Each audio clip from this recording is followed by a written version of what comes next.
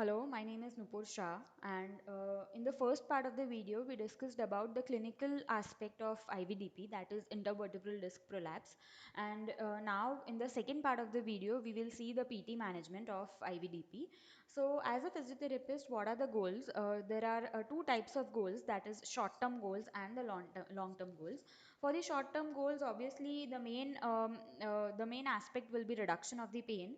The patient should get relief from the pain as soon as possible. That will be the main short-term goal. And the second will be increase in the range of motion, because we know that flexion range of motion of the lumbar spine is very important, because forward flexion we do so many times in day-to-day life.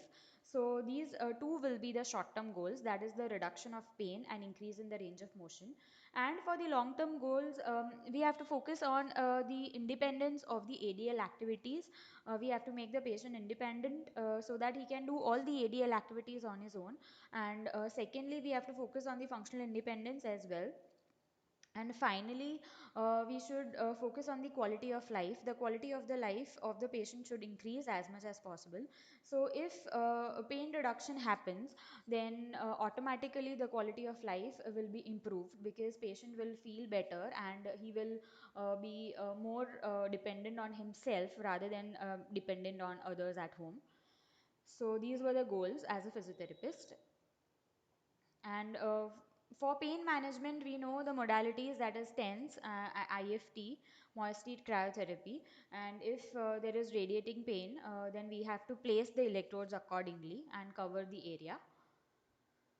And lumbar traction is also said to be effective as per research, and it can be continuous or intermittent. And one third of the body weight is used in the traction. Exercises which we give usually for the disc problem is the core strengthening exercises, spinal exercises, which includes global stabilization of all the muscles of the core and the vertebral column. Then segmental stabilization, multifidus strengthening, and transverse abdominis strengthening. The main exercises which is to be avoided is forward bending. Do not try to touch the toes while sitting or standing, and bilateral SLR, because bilateral SLR will create more strain on the lumbar spine. So that is avoided in the initial stages. Both forward bending also is avoided only in the acute stages. Uh, Moving on, spinal manual therapy, that is of Mulligan, that is sustained natural apophyseal glides, can be given to increase the range of motion of the lumbar spine, or even Maitland mobilization, that is the posterior anterior glide, can be given on the spinous process or the transverse process. Lumbar corset has to be worn by the patient during traveling or while sitting for the long period of time, not throughout the day, because that will end up in muscle wasting, which is more harmful to the patient, because we have to avoid atrophy. And ergonomic advice has to be given, workstation has to be modified, and regular exercises needs to be done by the patient. And obviously, good nutrition should be the part of the management. So here the proper lifting technique is seen in the first picture from the left hand side. The object is near to the body. The patient is not bending down. Patient is sitting down on his uh, toes and sitting down on his feet, and he is lifting the object, keeping the object as close as possible. And in the second picture, which is the wrong technique to lift, here the patient is bending from the lumbar spine and lifting, so he'll have more strain on the lumbar spine, which is not good. And so such ergonomic advice as per the occupation and as per the routine ADL activities has to be given. Moving on further, surgical management will be three things: either discectomy, that is removal of the disc, or removal of the lamina, that is known as laminectomy, and spinal fusion. So PT management post surgically will include, for first 3 days only bed mobility such as turning is allowed, and turning has to be taught, mainly the log rolling obviously, and breathing exercise.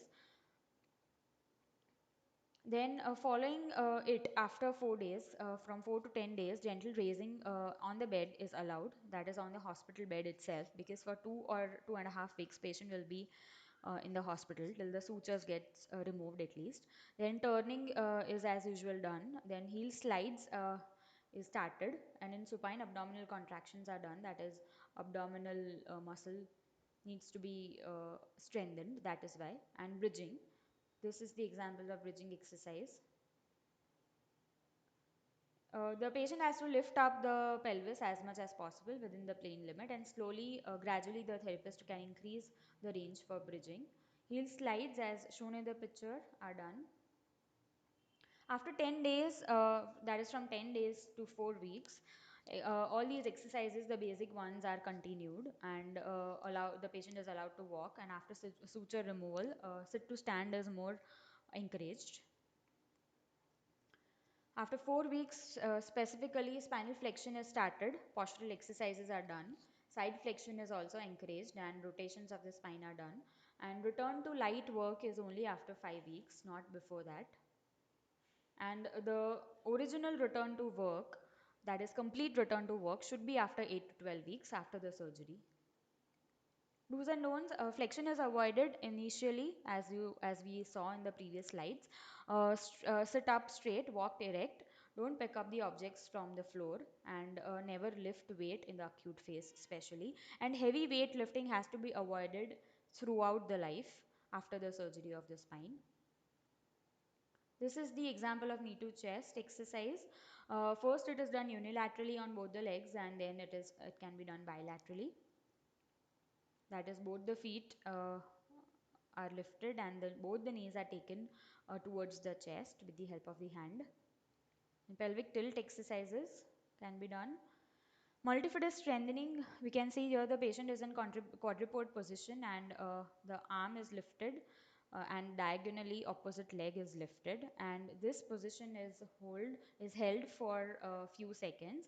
If this position is not possible for the patient because of the weak multifidus, then initially only the arm raises are done, and then arm raises with hold is done, then leg lift in hip extension position as shown, and then it is held for a few seconds, and that is increased subsequently by the therapist, and that is subjective.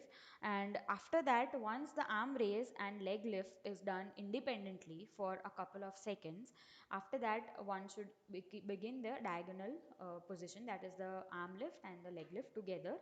First, we should do it without hold, and after that gradually we should start with hold. This is the hamstring stretches. So in acute phases, much isometric exercises are only done, and the main exercises are started once the initial pain goes away.